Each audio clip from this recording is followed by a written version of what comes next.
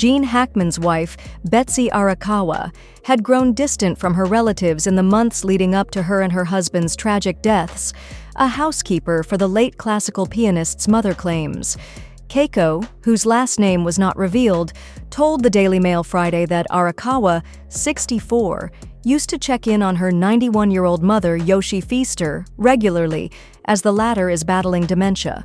However, she added, Betsy hadn't called her mother in months.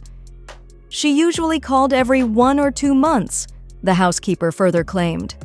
Last time she called was October. We were thinking, what happened? Keiko said that the family became worried over Arakawa's alleged lack of communication.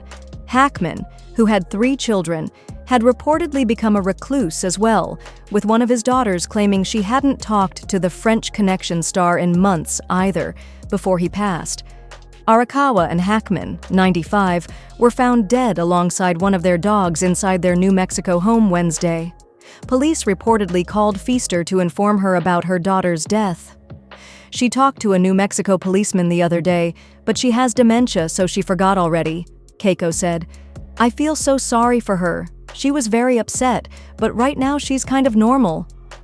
It's unknown whether Arakawa was dealing with mental health issues before she died.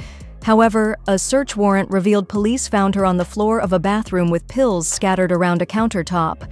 CNN reported Friday that law enforcement confiscated multiple medicines from the property, including Tylenol, a thyroid medication, and diltiazem, which is a calcium channel blocker used to treat high blood pressure or chest pain. The exact pills that were on the counter have not been identified. Santa Fe County Sheriff Adan Mendoza said during a press conference Friday that he could not release details about those medications due to HIPAA laws, which protect a patient's right to confidentiality. Earlier on Friday, he said of the medication findings on Today, that's obviously very important evidence.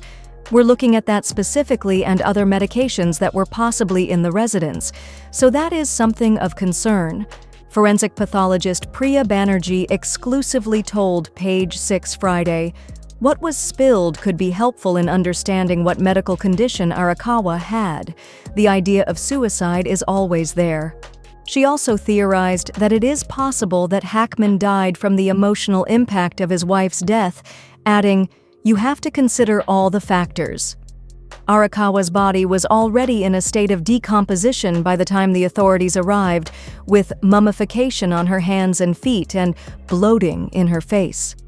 Not much is known yet about the state of Hackman's body, but police believe he fell because his sunglasses were found next to him.